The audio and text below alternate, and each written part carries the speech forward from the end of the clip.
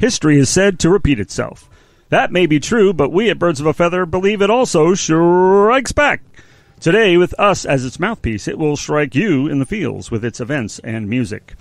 This is History Strikes Back, and the year that is going to be striking back is 1965. It was a good year. It was a good year, an interesting year, as we'll see, as it always is.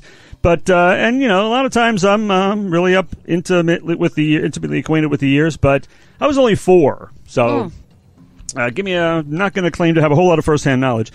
And I have to say, apologize for my throat is really bad tonight. It's going fast. And, but however, just because I have lengthy features to do and everything, I am not going to leave you in the lurch. I have prepared for this. I have a contingency in case that I cannot continue. I have pre-recorded. I have no, I haven't done that either. That would have been that would be a sensible thing to do. Oh, I see. However, what I'm going to do is finish the broadcast with Morse code, and I don't think this will pose a stumbling block to the audience at all. Or your co-host at all? Oh, you know Morse code, don't you? I mean, you know your phonetic alphabet, obviously. You knew exactly what I was saying when I said Bravo Ocean Alpha Foxtrot, right? Well, that's true, both. Yeah, okay. Yes. Both.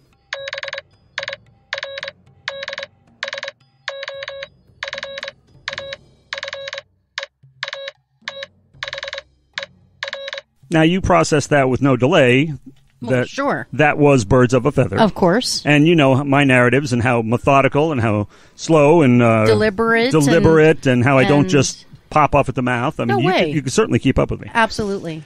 However, meantime, I'm going to try to actually use my voice. Excellent. Because I'm the old ways are best. Yes, you know? I agree. I mean, Morris is pretty old, but I'm older. You know?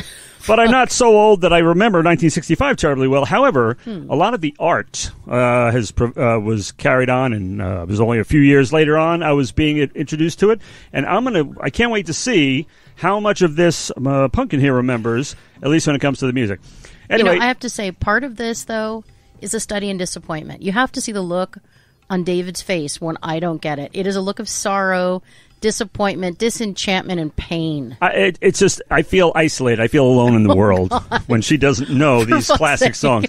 She didn't know Climax Blues bands couldn't get it right before. I was heartbroken. And yet she knows 10cc, Things We Do for Love. Why? Same era. It's got to be about what I was listening to. It's got to be a regional I wasn't thing. in Poughkeepsie. I was in Poughkeepsie. Babe, I was not. So that's the problem. I was in Rock City, man. See, I was in Arizona. I was fucked. I don't know what to tell you. All right. Well, anyway, what I will tell you about 1965, in my estimation, is it was sort of a transitional time, really, between the optimistic baby boom happy days, American graffiti atmosphere, and the turbulence, civil unrest, and societal changes we associate with the late 60s. True. All right, so what was going on in the American scene here? And by the way, we picked up apparently new listeners in Chile. Welcome. Fantastic. However, we're Yanks from America, so we do talk a lot about at least news-wise, but a lot of it's world news too. It's true. Over here, LBJ, Lyndon Baines Johnson, who had been vice president under John F. Kennedy and became president after the latter's assassination, was sworn in as president for his full term, and iconic British Prime Minister Winston Churchill was sworn out at his funeral, which was attended by the largest assemblage of dignitaries until that time and for the next 40 years. My goodness. The planning had been underway for years. I'll bet. Under the clever code name Operation Hope Not. Oh, fuck. I mean, you always see these operation names in movies. You never picture that one. Hope Not. Hey. I like it. That would suck, you know.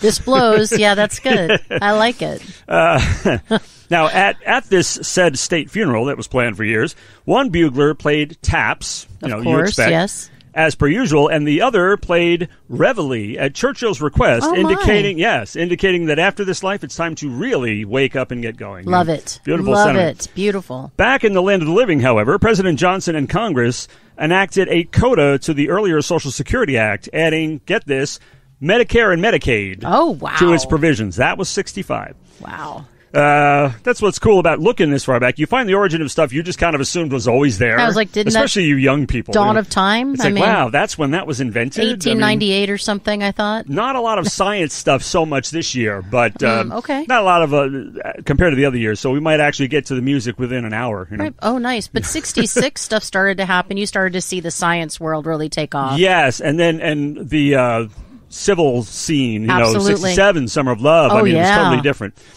All right. In other world news, Ferdinand Marcos became president of the Philippines. Oh, hey. His 21-year reign, his dictatorial reign by most accounts. Yes, that's what I've heard. His administration was known for its brutality, extravagance, and corruption. All right. You dinos out there might recall how he was succeeded after being deposed in 1986 by Corazon Aquino, the widow of the senator Marcos is believed to have had assassinated. Ooh, doggy. That's got to be uncomfortable. Kill a dude, his wife replaces you when you get kicked out. That's exactly right. If you don't know him, you have likely heard of his wife Imelda and her infamous shoe collection. Oh, yes. Everybody. Mrs. Marcos. It's become like malaprop when you say malaprop. Totally. It's the same thing when you say Imelda Marcos shoes. Everybody knows what you mean. That's what I say. I have as many shoes as Imelda Marcos. Right. At least I assume. And this seems very timely because it was just like Martin Luther King Day like 2 days ago or something. It was, yes. Very recent. Martin Luther King Jr. and 25,000 civil rights activists successfully end the 4-day march from Selma, Alabama to the Capitol in Montgomery. Yep, Selma. Malcolm X is gunned down while giving a speech at the Audubon Ballroom in Harlem. Heartbreaking. Now, there was a lot of heavy stuff going down in the mid to late 60s, though. In addition to coups and all such like that all over the world, there was the war, of course, and the assassinations of President John Kennedy in 63, Malcolm X in 65, and 3 years later, both Kennedy's brother, Senator, former Attorney General, and presidential hopeful Robert Kennedy. That's right. And Martin Luther King. What were you going to say? That's what I was going to say. Oh. Martin Luther King. Giving rise to the famous song somewhere that year, the next year, Abraham, Martin, and John. Of course, Abraham is not exactly a contemporary of theirs, but true. It does name Bobby Kennedy and Martin. Yes. All right. Well, that was kind of stuff that was going on. Terrible. Singapore. We have listeners in Singapore. Hi, Singapore. Hello. Is expelled from the Federation of Malaysia. This is what the article says. I don't know. Which recognizes it, however, as a sovereign nation. Fair. So it's a get out. You're on your own. It's like throwing your 18-year-old out of the house, I guess. Yeah. You're on your own. You're on your own. You're 18. Yeah, you go. Kicked out. You got to wonder, what did they do? That's right. What did you do? Anyway, I wondered, but not enough to click the link and find out. I got you. But, if you could put just a chip in your head and just know stuff. That would be great. Like in The Matrix. Yes. And also Kung Fu. But it's Kung Fu. funny, that whole idea, they put it in his head, oh yeah, I know Kung Fu. The brain can know whatever the fuck it wants to, but the body is not going to be so instantaneous in picking up the Kung Fu thing. It's not. But of course, in the movie, it was the future John Wick, so I think he could deal with it better than, say, me, Well, of course, yes. He's equipped to handle anything. Keanu Reeves, okay, I can believe he can just do Kung Fu like that. He can, yes. Cosmonaut Alexei Leonev leaves his Voskhod 2 spacecraft for 12 minutes. Bless you. Becoming it was either a sneeze or a Russian name. Okay. Voshkov is a Russian name. Bless you again. My goodness. It's like Steve Martin used to do this bit. It was like, what happened? He spoke French. He saw somebody's mouth getting all tied up. Yes. Voshkod, that was Gesundheit. Very nice. So Alexei Leonov, cosmonaut, left the Voskhod spacecraft for 12 minutes, becoming the first person to walk in space. Wow. Not Russian, mind you. Soviet. Yes. This is still the Soviet Union. Soviet Union. The Cold War, all that jazz, it's funny. I have 2 Soviet-era calendars sent to me by my friend and collaborator and wonderful recording artist, Tilly Riddle from Russia. And 1 month depicts cosmonaut Yuri Gagarin, the first man in space at all to fly in space, to orbit space, soaring into the heavens, leaving Batman, Superman, Green Lantern, etc. behind. He's got this red suit on and white underwear. It's awesome. Way to stoke that national pride. I said, oh, this is a great picture, and she told me it was Gagarin, and then I looked it up. Nice. But, all right. Well, the Vietnam War, as previously alluded to, some 3,500 United States Marines arrive in South Vietnam, becoming the first American ground combat troops in Vietnam. So that's when we actually physically got involved in the war. Right. But if you tried to be a Weisenheimer and burn your draft card, well, President Johnson signed a law penalizing the burning of draft cards with up to 5 years in prison and a $1,000 fine. So, question. What? Go to war or burn it and stay in prison? I don't know. I mean, it's a tough choice, right? Well, it's a tough choice. I'm not saying you shouldn't serve your country, but I'm saying you wouldn't have your legs blown off in prison. Right. Yeah. I'm just saying. So that was a choice. That was. You know what I mean? Yep. I mean whatever you believe the lesser of 2 evils is. Yeah. So at least there was a choice, right? Yeah, and if you're a conscientious objector, you don't want to kill a motherfucker, it's okay. That's right. There you go. So I'm not going to go over there and kill Victor Charlie. Yeah, I'm not going to do that. I'm not going to kill Victor Charlie. I'm not. I'll be in prison. I'll see you later. If you want to hear a sort of a bittersweet song, I have a very poorly recorded song about this subject called War is Mean. about Vietnam. So There you go. all right. I always have to get the plugs in when I can. You know. Now, the war, as I said, had been going on for a while, but U.S. involvement started in '65 and was going to have its effect on popular culture in the coming years. Not quite so much just yet. Tokyo, at least not on the charts when we get to them in an hour and a half when we get to them. Tokyo officially becomes the largest city of the world, taking the lead from New York City. I didn't know that. Looks like Godzilla backed the right horse. I guess so. He aims high. I mean he's not gonna. He ain't half stepping. He's not gonna knock down the second largest city in the world. I'm sorry. I mean, he's got a rep to protect. Yeah, I mean, he's king of the monsters. Come on. You know. All right, the U.S. spacecraft Mariner 4 flies by Mars, becoming the first spacecraft to return images from the red planet. I mean, nice. So long ago, though, it's hard to believe that that's all where they were at the time. I think there's like a McDonald's up there now, right? No, I think so. I think so. I think now it's a drive-through Starbucks. Yeah, I unless I heard that wrong. Yeah, something like that. And, of course, the greatest of all time, Muhammad Ali was still putting motherfuckers on the canvas.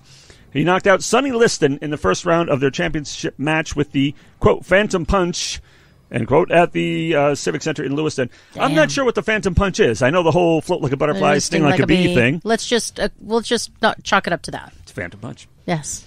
It's unknown. That's why it's a phantom. Yes. Now, you can't even see it coming. This is so... I was hearing about this in the 70s when I was in school.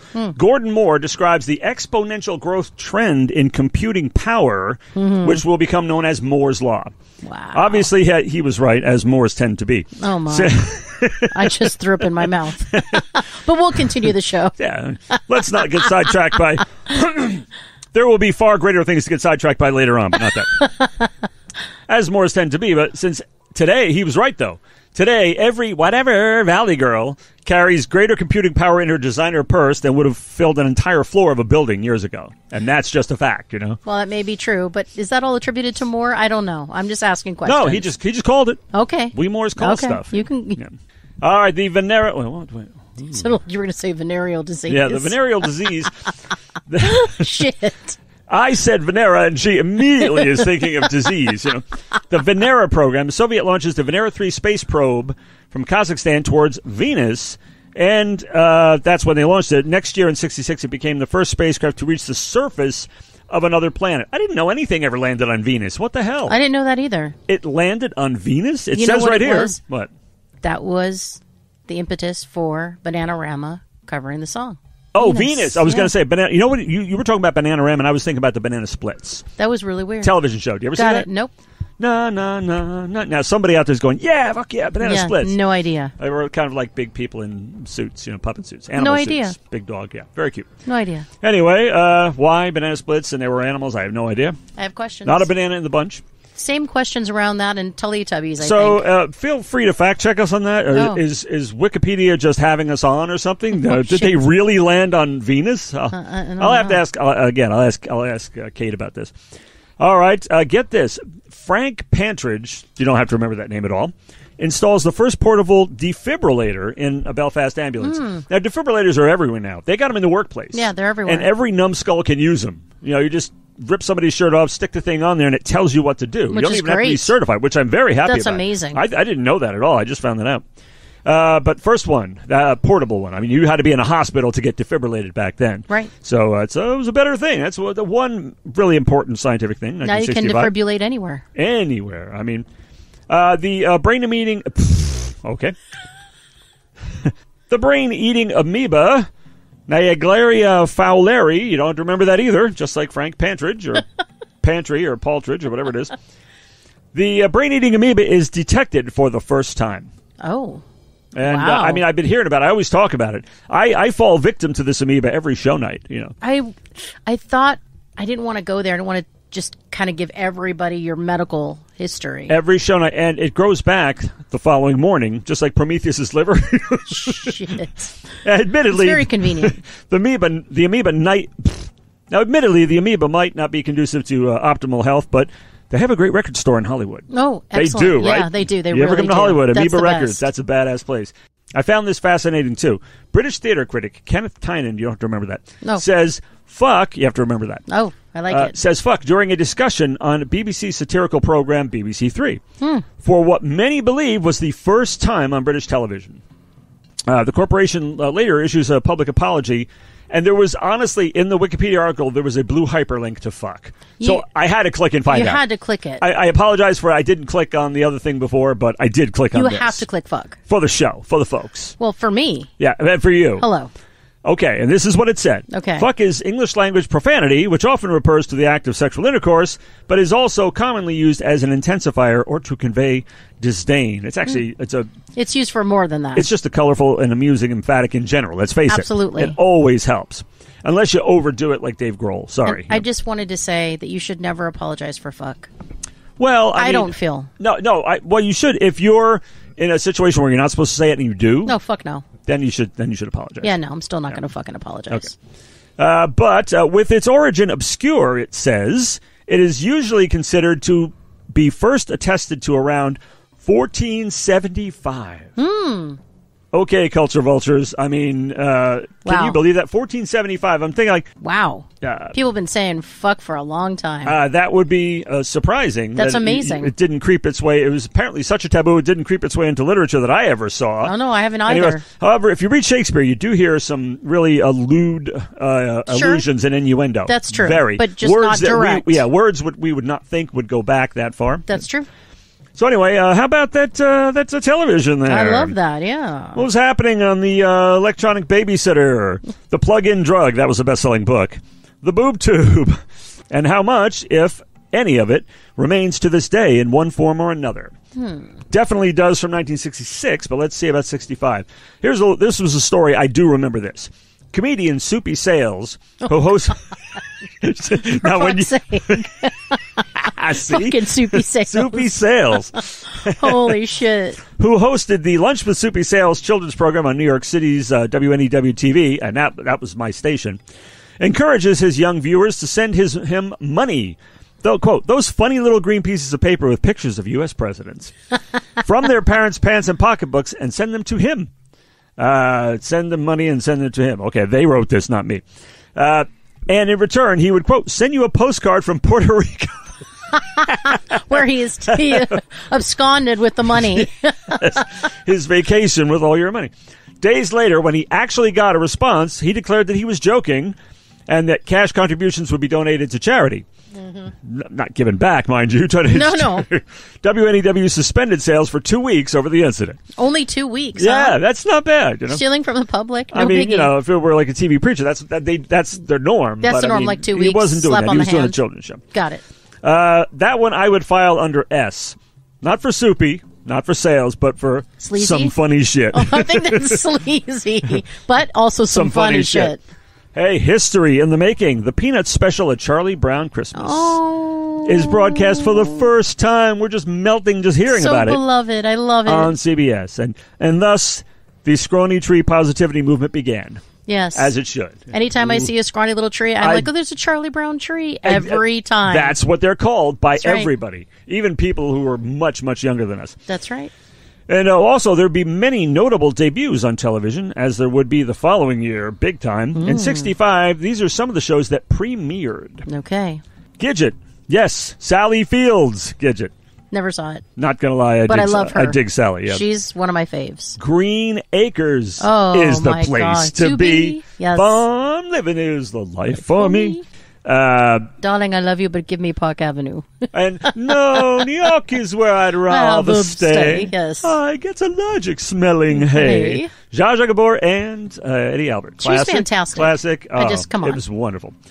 So we had that, Green Acres. I Spy, which was remade as a movie decades later. No idea. Might recall. I Spy, yeah. Robert Culp, Bill Cosby. Yeah. I did not see it. Well, no. And F Troop. Okay, F Troop. There you go. It's funny how selectively, depending upon what rerun station she's It's watching. where I was, wherever I was watching. Yeah. They weren't reruns for me, babe. And Hogan's Heroes. Okay. Because I remember that. Being held prisoner of war by stupid Nazis must have been a laugh riot. It was super hilarious. I mean, you could tell Colonel how much fun it Klink, was. Come on. I mean, I'm sure all the Nazis were this dumb, and the American POWs just had a run of the place like Hogan's people. Agreed. The Smothers Brothers show, a favorite of mine. Never saw it. I Dream of Jeannie. Come on. Legendary. Oh, my God. One of my faves. And you're probably going to say, never saw it. Get Smart. I did. I dabbled. Dabbled, yeah. Which was also an early, it starred Don Adams, but it was Don Adams. An early Mel Brooks project. Mel Brooks was involved with creating it. Oh. Which was also remade ages later as a movie, which was surprisingly good. I never expect much from Steve Carell, but the son of a bitch has won me over. How dare you? It was. I love him. That's what won me over to Steve Carell, and of course Anne Hathaway's in it too. Dwayne Johnson, Alan Arkin. It's a very fun. It's not only a good comedy; it's a really good action picture too. Have you seen it? Nope. Get Smart, surprisingly good film. Little digression here, but we are talking about Get Smart. Started in 65, a spy spoof basically. The Dating Game. Oh yeah. Come on, immortal. Now I will tell you, I saw all these on reruns, of course, but they were still great. I thought they brought the Dating Game back, or maybe no, they did. They brought the Newlywed Game back. That's what I saw. With what's his name? Oh God, Bob Eubanks. That's it. I was like, Eubanks. It's not Bob Barker. No, Eubanks. That's Price is Right. Eubanks, yes. And of course, the Beatles. You know, yes, if they had an animated series without their voices, they'll very likely feature prominently. Oh God, I can't even do that. No idea. The Beatles. Never saw it. It was an animated series, and if they had an animated series without their voices, they had nothing to do with it. It was these exaggerated Liverpudlian things, caricatures, really. They'll very likely feature prominently if and when we ever get to the music. You know, if the amoebas don't finish their consumption first, that is. All right, what about... Fuck. What about at the cinema? Now, I grew up in the cinema. I'm a cinema brat. I told you that many times. I recall seeing some of these, honestly. Number one film, 1965, The Sound of Music. Oh, come on.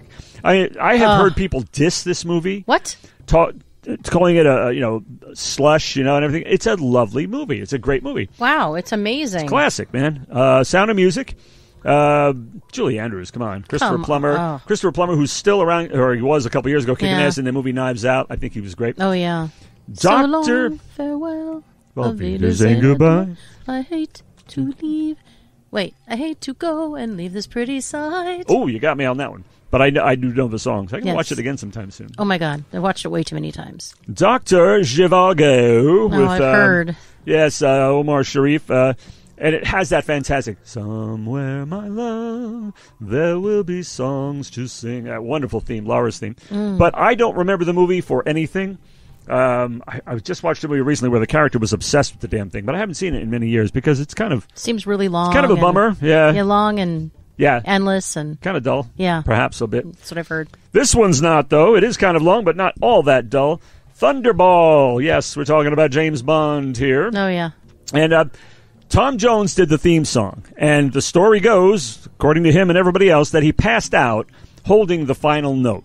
He holds this really, really, really long note. Wow. At the end of the song, and he passed out. I don't recall this one, those magnificent men in their flying machines. Sorry. The Great Race, don't recall that one either. That Darn Cat. Disney? No idea. Cat Ballou was number 7. I was a kid, but I remember seeing this one. Jane Fonda and Lee Marvin, who won an Oscar for his dual role in this great flick. Cool Western. Cat Ballou. Nope. What's New Pussycat? Can you hear Tom Jones in your head singing that? No. Oh, you don't know the Tom Jones song? I do, but I don't know if... Oh, I guess I do. What's New Pussycat? I mean, there's nothing he shouldn't sing. He's just one of my favorite voices. What's New Pussycat was Woody Allen's first produced screenplay out of like 300. He puts out like 3 movies a year. First produced screenplay and his acting debut also. Now, I can't remember this one for anything. The title song you might know, once again, Tom Jones again, written by those hit machines Burt Bacharach and Hal David. And what? Hit machines? Well, they wrote a lot of hits. Burt Bacharach? Yeah, I know, but Burt Bacharach in his own right is not... You don't look at him and go, hit machine. You just don't. For other people. They're silent partners in a lot of hits. Yeah, it's a good idea. Yeah. This goes to show you how effective the amoebas are. You see, you think I'm making that up about amoebas during the show, brain-eating amoebas. We were talking about musicians scoring films on an earlier Winging It. I think that was my idea, yeah. And somehow I went off on this batshit tangent. I was talking about the fucking Blob. And it didn't even occur to me that a pop songwriter who wrote a movie score was Burt Bacharach, because he wrote the theme to The Blob. And it didn't even occur to me until like a week later. So. Interesting. Anyway, that's a classic it all connects. hipster beatnik tune until the vocals come in. Yeah. True. It's a great song. All right. Anyway, this song received an Oscar nomination, not the theme from The Blob. We're talking about What's New Pussycat. Oh. Oscar nomination, and Tom Jones didn't even have to pass out to get it. So he got a big honor for the one, and no need to fall on the studio floor either. And a couple films I vaguely remember, which means you definitely won't. And other notable flicks included Die, Die, My Darling, providing lyrical fodder for Glenn Danzig years later. That's where it comes from. Greatest story ever told, and the greatest movie ever made, Beach Blanket Bingo, with Frankie and Annette. Yeah, I'm sure, but no. Those wonderful Never beach saw movies. I saw one, so I just don't know which one it was. Doesn't There's matter. always these comical, incompetent motorcycle gang, just like the comical, incompetent Nazis. So everybody's an oaf in this world. You don't have to worry about anything. So apparently, according to the TV and the movies. The Agony and the Ecstasy with Charlton Heston. Never saw that. He made Michelangelo. Complete mystery to me. Nope.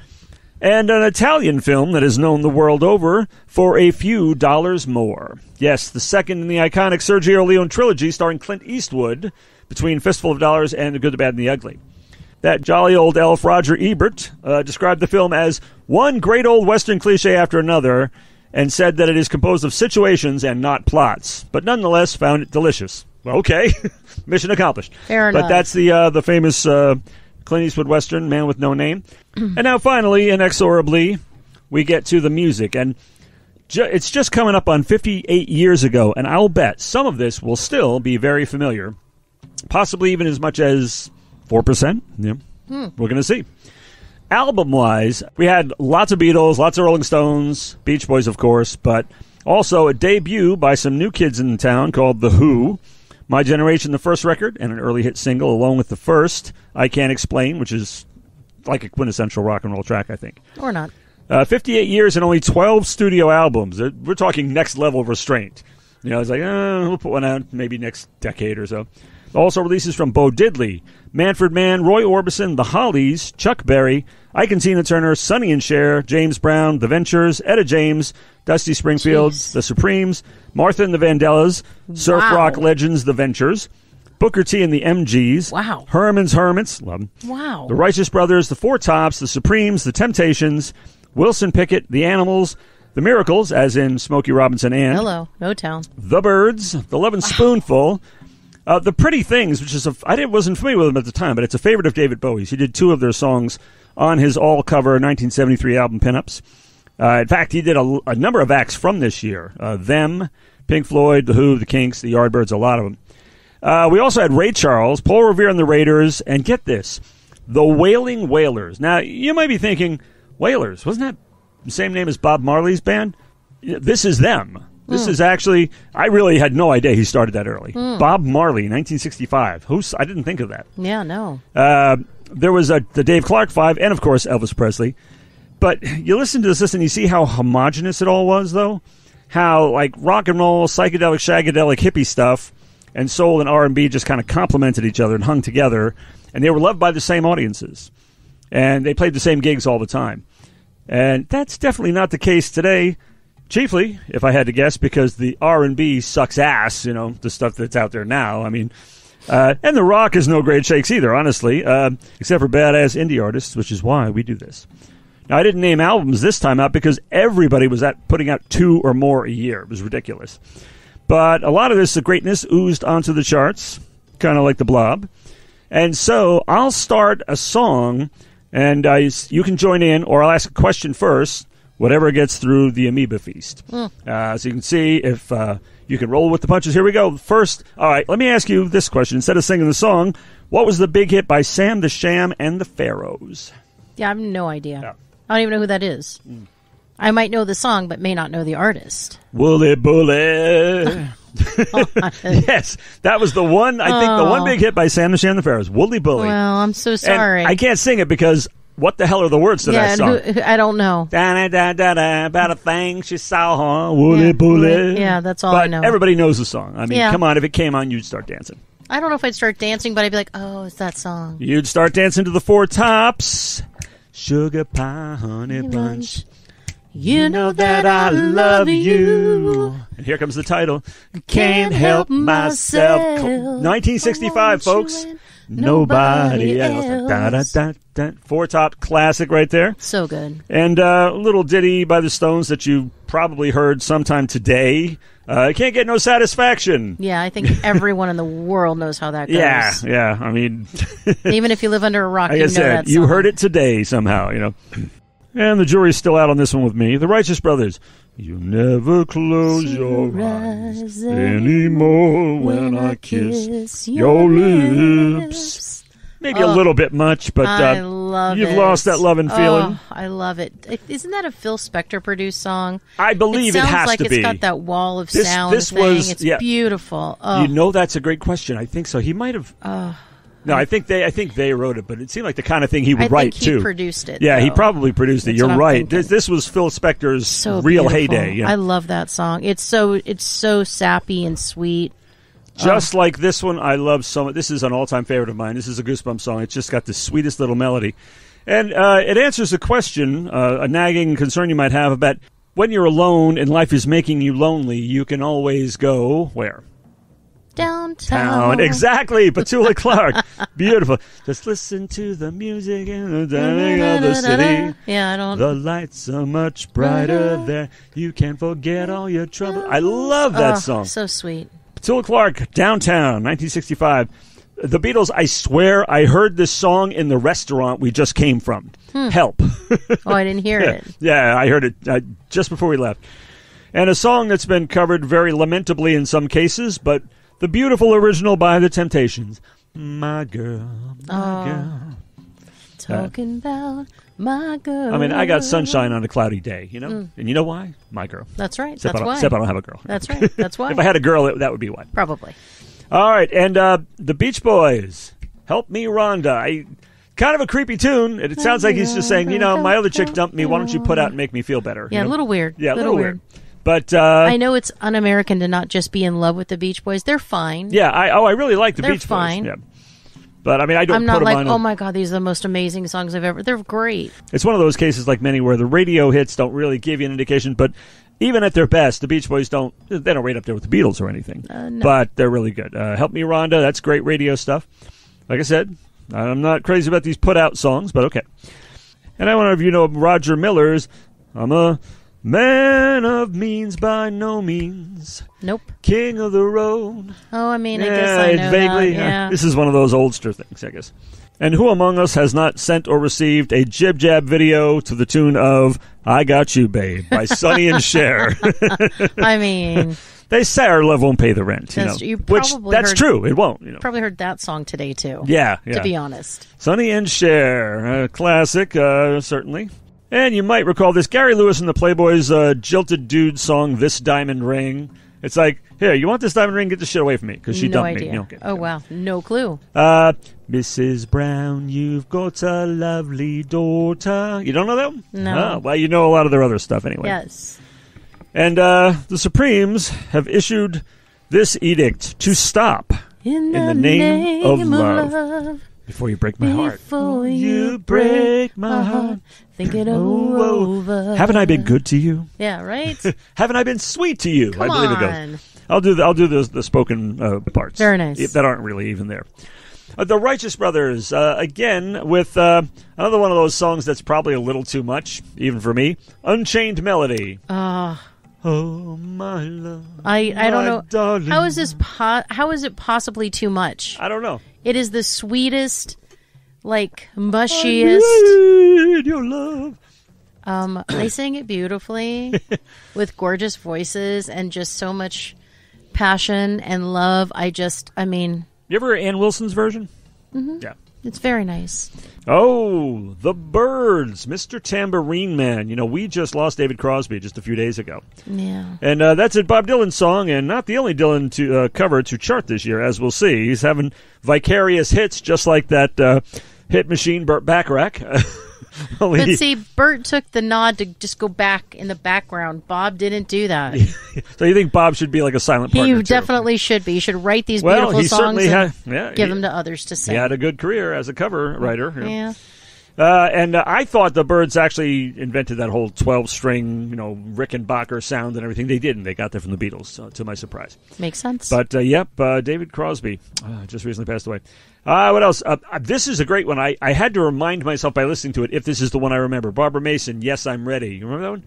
Are you ready? Yes, I'm ready. Oh, I love that song. To fall in love. That's the one. That's a great song. But the first verse is like, I don't even know how to love you like, I need to or whatever. But the second verse is like, I don't even know how to hold your hand. It's like, girlfriend, you're overthinking this. That's not you don't really have to worry about getting that part wrong. It's going to be pretty easy. How do I hold your hand, man? I mean, it's like, how many fingers on which side? It's very, how much pressure? It's confusing. Yeah, I mean, it's an art. Hand holding is an art. Yeah. You grab the hand. Ooh, I don't know. I avoid it because I'm afraid of getting it wrong. Yeah, of course. Uh-oh. And as mentioned earlier, Tom Jones, What's New, Pussycat? Whoa, whoa, whoa. Pussycat, pussycat, I've got flowers, and lots of hours to spend with you. Pussycat, pussycat, I love you. Yes, I do. I love Tom, man. That's just that voice. I can't. That's what he was known as, the voice, And, of course, he sang with Elvis in some hotel room someplace. It must have been interesting. Now, do you remember Eve of Destruction, Barry Maguire? You don't believe we're on the eve of destruction. That's the only kind of social, unrest, social change kind of song that found its way onto the charts that year, believe it or not. All right, the McCoys. Now, I know you don't remember that name of the band, but you might have heard the song, Hang on, Sloopy. Sloopy, hang on. Dun, dun. Well, I thought when Rick Derringer put out his first album, I thought he was covering that. That he was the McCoys. He was in the band. Fine. Yeah. His name is actually Zeringer. Oh. Which I guess if your name is Zeringer with a Z and an H, it's complicated. Yeah, if you can just change your name to a homonym that means a small gun. True. It's easier to spell, and everybody knows how to spell Derringer. So Rick Derringer was actually in the McCoys, so that was their song to begin with. Oh, interesting. So I did not know that. And, of course, the Beatles, and I'm tempted to start doing that incredible beat on the table right here, but it would be... No, I won't do it. Ticket to Ride. Oh, nice. I think I'm going to be sad. I think it's today. Today. Classic. The girl that's driving me mad is gone. Beautiful harmonies. We won't even attempt them. Punkin could if there were three of her here. For fuck's sake. And Mr. JB, the Godfather of Soul. Papa's got a brand new bag. Oh, yeah. Oh, he was killing it at that time. And do you remember this one? Wayne Fontana and the Mindbenders. I know that name doesn't mean anything. No. It was like, the purpose of a man is to love a woman, and the purpose of a woman is to love a man. Yes. So come on, baby. I know. That's a great song. The game of love. I can't believe you know that one. Hello. It's kind of the Motown era sort of thing, the soul R&B thing. I'm down with that. It was a magical time. You see how much crossover there was here. Mm-hmm. It was beautiful. Who has not attempted this brain-bustingly difficult Herculean feat, the name game? Oh my God! Anna, Povana, Fanana, Fana, Povana, Povana, Anna. I never got that right. But Shirley Ellis, the name game. Yeah, I think Soupy Sales used to do that actually on his show. Yeah, it's all unfortunate, all of that. And it's all a mess. Strangely enough, I don't recall the Kingsmen's "The Jolly Green Giant" song. It's hard to believe there's a song. Ho ho ho. Green Giant. No idea. Bob Dylan appears on the chart on his own for the first time with "Like a Rolling Stone." Now, I mean, it's an iconic song, but honestly, I don't like it much. It's kind of ugly. I mean, it's gloating over someone's misfortunes. I don't have that in me, no matter how much they deserve it. It's a pretty. I just kind of dislike the song. I find it distasteful. Yeah, I mean, it's a fine song. I just like the vocals. Yeah. And that's been covered by everybody, including the Rolling Stones themselves. True. Exactly. Now, honestly, since you had the Game of Love, I'm going to even think it's possible you might know Freddie and the Dreamers. I'm telling you now. You know this? How do you know this? I'm telling you now. Oh, gosh, because I'm in love with you. That's now. what my mom listened to, my brother listened to. Awesome. Yeah. Yes. Okay, so you weren't raised by wolves? I forgot. That's good. No. Okay. All right. Jerry and the Pacemakers. Ferry across the Mersey. Probably don't know. Okay. Got nothing. We got two obscurities. That's you're doing great. Johnny Rivers, who I love, Mr. Secret Agent Man himself, Mr. Rock and Pneumonia and the Boogie. It wasn't that song though. It was one. But I love that song. Oh, my favorite. I had and Rock and Pneumonia and the Boogie Woogie Flu. Come on. You got to hear that one. I didn't remember this one by the title, but when I heard it, I did remember. It's called The Seventh Son. I'm the one they call the Seventh Son. It's kind of like those cocky, bluesy things. Recorded live at the Whiskey. Very nice. But I remembered it once I heard it. Oh, and probably the definitive Herman's Hermit song. I'm Henry the Eighth, I am. Henry the Eighth, I am. She's singing along with eyes rolling towards the ceiling. Yeah. We talked about this, in fact, on another show, yeah. Because it's like... Second verse, same as the first. She had 7 wives named Henry, and at least one of them is dead, and you're going to marry the bitch? Come on. Why not? Yeah, I guess. Boy, love is blind, dude. You know? Everybody knows the Beach Boys, California Girls. Oh, yes. Of course, covered years later by Diamond Dave, but I do prefer the Beach Boys version, actually. I mean, yeah. he tried to make the video really interesting, but... it wasn't. Yeah. And... schlocky. The Moody Blues, doing a little, she's grimacing over there.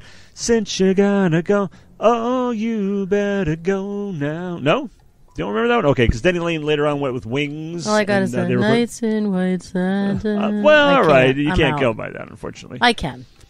Shirley Bassey, later Dame Shirley Bassey, singing the first of 3 James Bond themes. Goldfinger.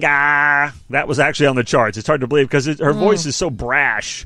You know, it's like it's good theme music, but it's not the kind of thing you'd listen to like on the radio. But Billy Joe Royal, down in the boondocks. No, down in the boondocks. Okay. How about the Dave Clark 5? Here we come again. Ooh, catch us if you can. Ooh, I know that. We will run with all of our might. Catch us if you can. I mean, I mean, it's vaguely familiar. It is. Vaguely familiar, like the Beatles' 8 Days a Week, that everybody knows, like their own name. 8 days a week. I love you. Everybody knows that one. A number of songs I don't remember at all, but if you listen to classic rock radio for probably 3 or 4 hours, you're going to hear the Kinks at least once, too. So tired of waiting. Tired of waiting for you. No? Okay. No, I love the Kinks, but I guess that's a little before my kink time. I should have gone. I should have gone more. wasn't into Kinks back then.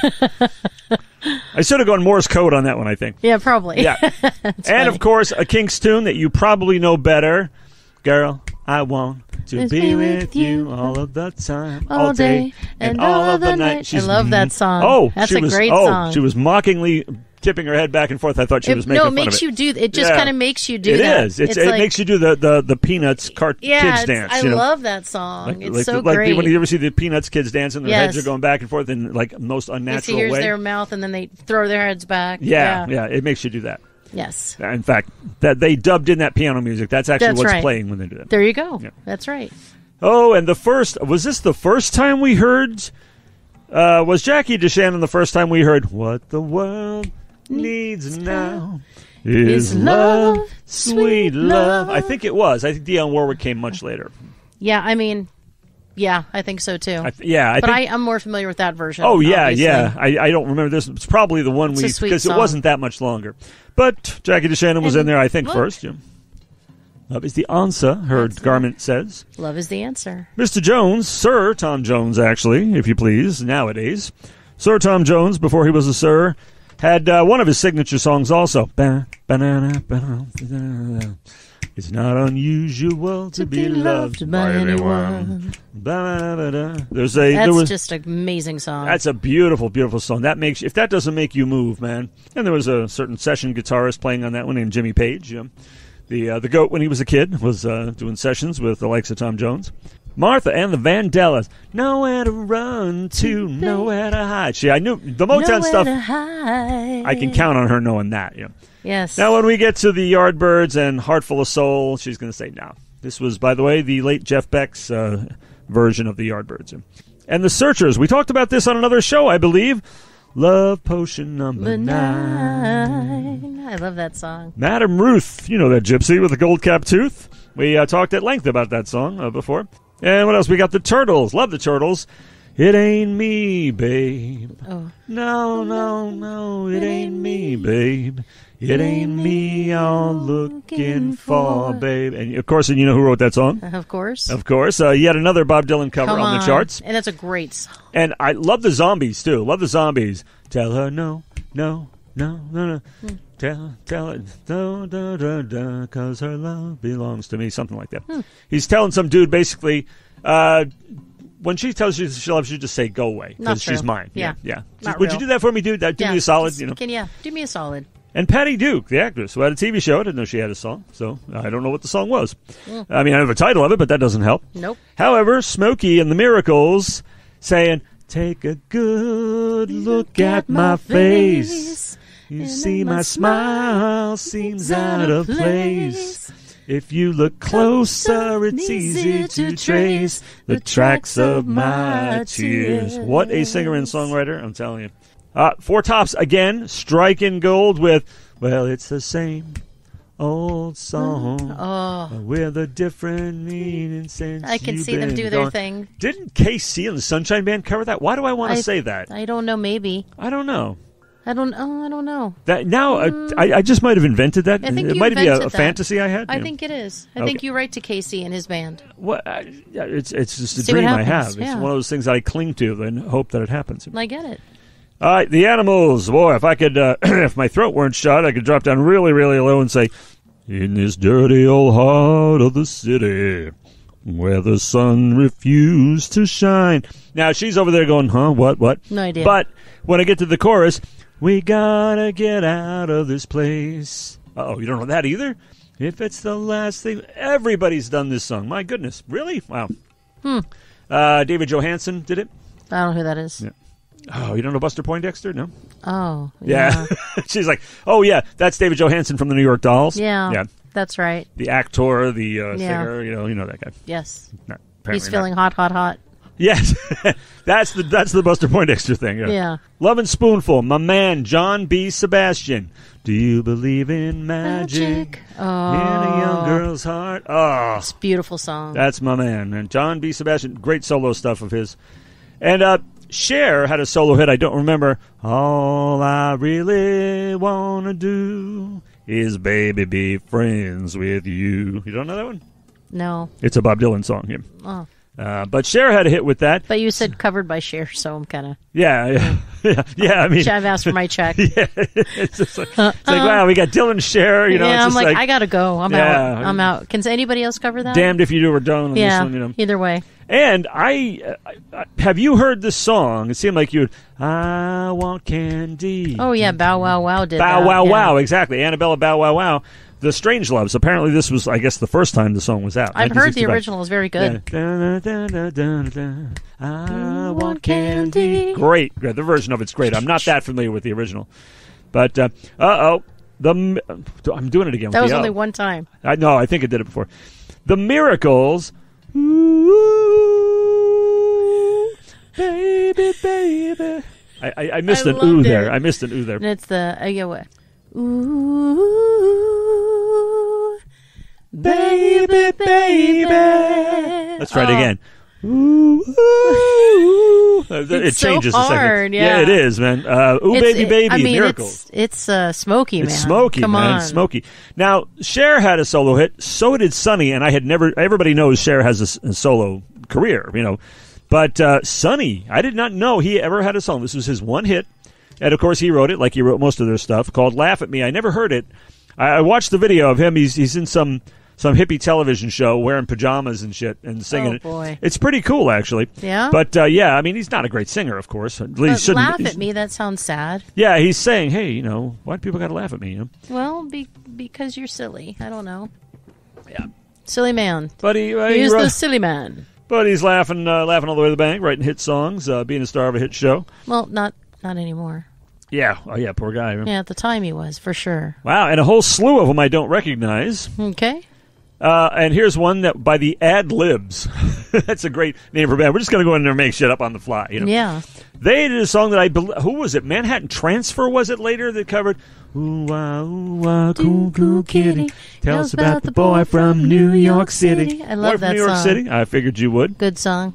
All right, and Marvin Gaye, a song that we associate with another artist from the 70s primarily. How sweet it is to be loved by you. It's like jelly or whatever the hell it is he says. Yeah, sugar, jelly, honey, you know, something. But, yep, great song. That was, of course, immortalized by James Taylor later. But I'm pretty sure this was a big, big hit, too. Obviously, it was on the Hot 100, so. All right. Pretty classy chart representation, I dare say. The Amoebas are in rare form tonight and must have been famished because if not for the canned narrative, I would be like sitting here like deer headlights, you know. But that will become very apparent as we move on to record Bravo Ocean Alpha Foxtrot, Birds of a Feather. But that's why I wrote some of this down when the Amoebas are otherwise engaged. And because of that foresight, I know enough to ask you to say... Let's fly. The Amoebas are getting... You know, let's fly this scoop.